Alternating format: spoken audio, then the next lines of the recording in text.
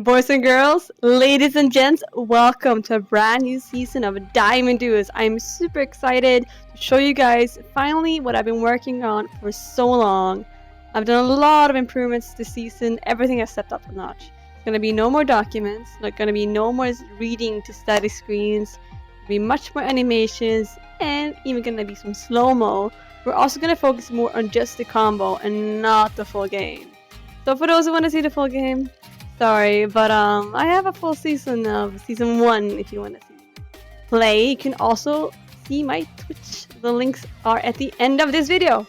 But for now, I'm excited to introduce you the very first episode of season 2 with Sol and Odin. Let's get into the skills.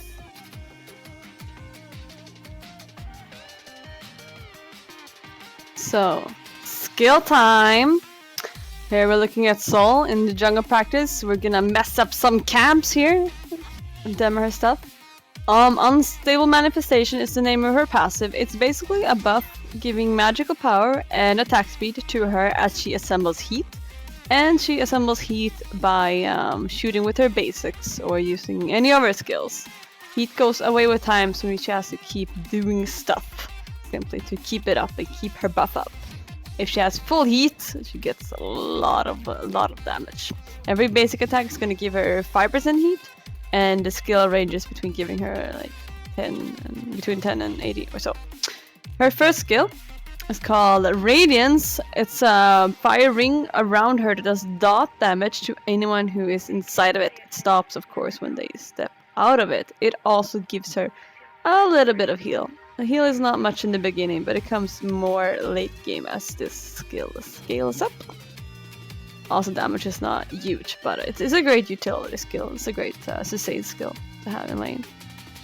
And yeah, this is what it looks like. It's a circle of fire around her. She uses it, and everyone is in there is taking them dot damage. She also heals a little bit. It's hard to see the healing right now since she was full health, but I'm gonna show you again. Look at the health bar. It's ticking up just a little bit quicker than it was before. It comes up to 25% of missing health later. But now we're gonna look at the Stellar Burst. This is a boost that she gives to a basic attack. Basically, one of her basic attack becomes like ownage. Her basic attack, when it lands, wherever it lands at max range, it will start forming this ball. This ball will first grow, and then this projection will first grow and then retract. Anyone who's inside of it will take damage when it grows and when it retracts, and also get a slow if they're still there when it's shrinking. And this is what it looks like. First she activates the skill, and then she can shoot it whenever. She can hold it for as long as she wants, but whenever she shoots the next shot, it's gonna look like this. Boom! That was a lot of nice damage done there. I'm gonna show it again. Boom! Yeah, the circle goes in, goes out, slows, and wrecked anyone who was inside of that. That is her main skill, I would say. But now we're gonna go to the Separate, which is more like a utility skill, I would say. It's a little bit like a buff. She first starts curling herself into a ball. It takes like, I don't know, 3 seconds or something. During this time, she's immune to slows, which also includes the basic attack movement penalty. So if she uses her basic, she's not gonna have the slow that applies from shooting them again. After 3 seconds, she becomes into this Aegis ball, which she can't attack and no one can attack her. But if she wants, she can also cancel that one. It also leaves a little nice fire trail behind her. Anyone who steps into that is gonna take some damage. They used to be stunned, not anymore, but they take a little bit of damage at least, so it's useful. And this is what it looks like. First, I'm gonna show normal. This is normal like movement. This is movement with the Separate. And now I'm in the ball, the Aegis ball. The Aegis ball ended. I'm gonna show you one more time. First, how it looks like just when doing the basics. A little slow there, and now when I activate the ball, there's no movement penalty there, and it's really nice, and this little fire trail to heat him up. And there I actually exited the ball early, so it's just a great utility skill to chase down your targets and make sure that they do not get away. Her ultimate is called Supernova. This is a rain of fire that barges down. It's 8 strikes, 1 at a time. First strike to hit an enemy will knock them up just like slightly, not much at all. And then any subsequent hits does still damage, but a little bit less damage than the first one, so it's not too much. If she changes her aim, this next strikes will like follow to where she's aiming next. But I'm just gonna show you all the strikes in the same position. This is what it looks like, the knock up, and then all of them hits. Rip. A full ultimate didn't even kill a damage buff. Feels bad, man. Feels bad, man. Alright, that was all of our skills. Now, let's step into Asgard and show you how it looks like for Odin.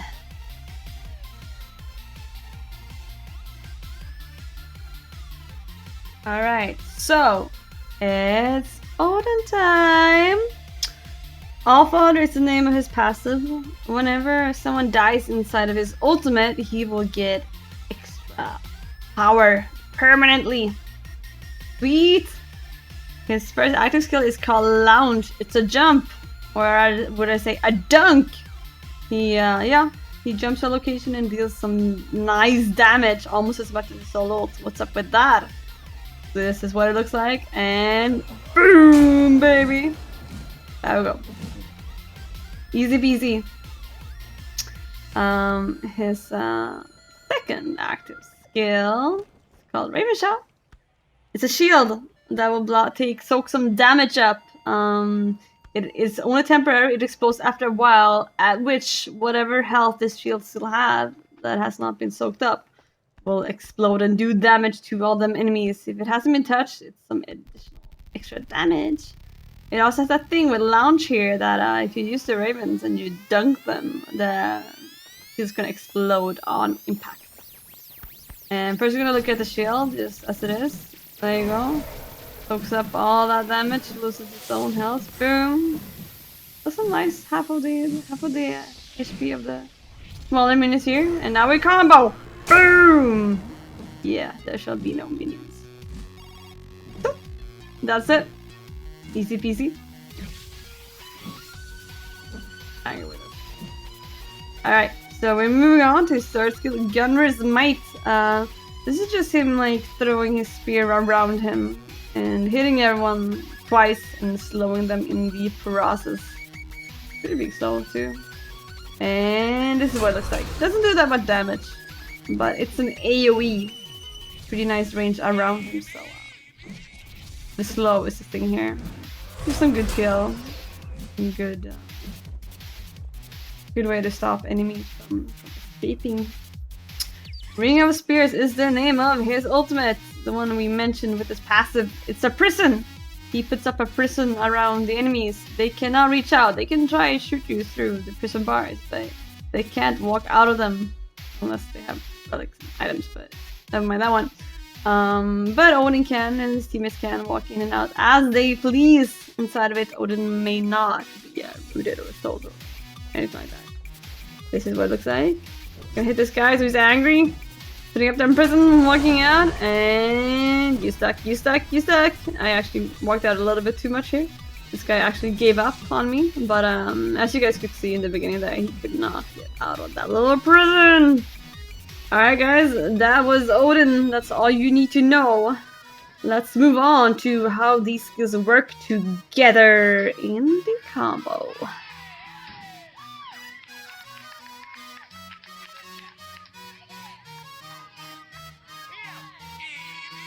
So here we have the brand new skill screen, where we can see the ADCs look out over the dueling and dream about pentakill.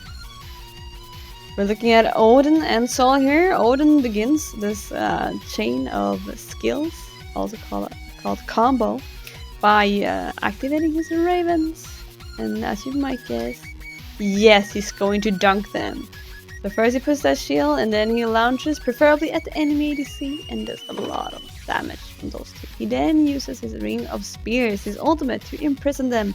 They're not going anywhere, and this, my friends, is the cue for Sol to start with her Supernova, her ultimate.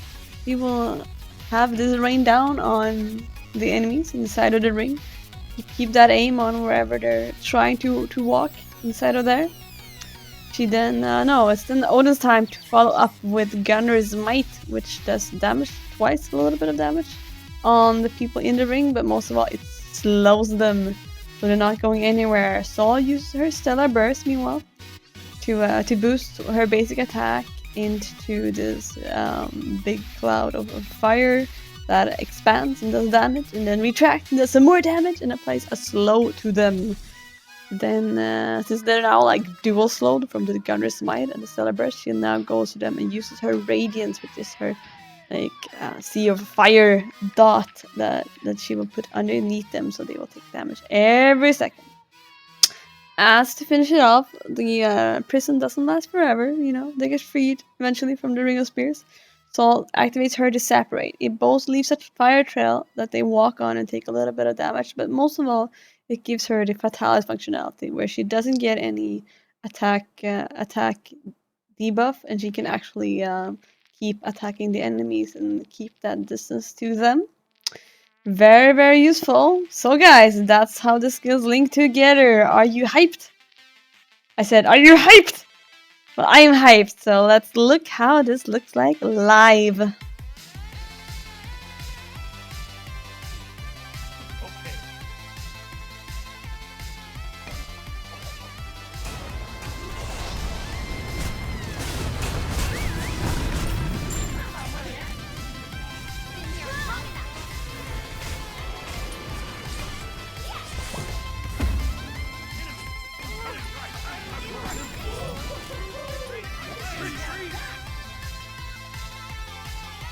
That was the combo, guys. We are going to look at it one more time in slow motion. Odin activates his ravens, launches, and dunks the target. Uses his Ring of Spears to trap them. This is the cue for Sol. She launches her Supernova, aims it over the Apollo. Gunner's Smite coming out from the Odin to slow them. Sol then goes into her Stellar Burst, shoots at the target, and goes into her Radiance to do that dot damage in the sea of fire that it brings. Now time to turn on the Bacchus. Sol uses her to separate to get rid of the movement speed debuff from her basic attack, and also to close in the gap on the target. She's getting some help for the weakening curse from the Odin. She cancels her ball as soon as it's going into the Aegis part of it, and she then has her Stellar Burst again and activate it in order to end the life of the miserable Bacchus. Baby!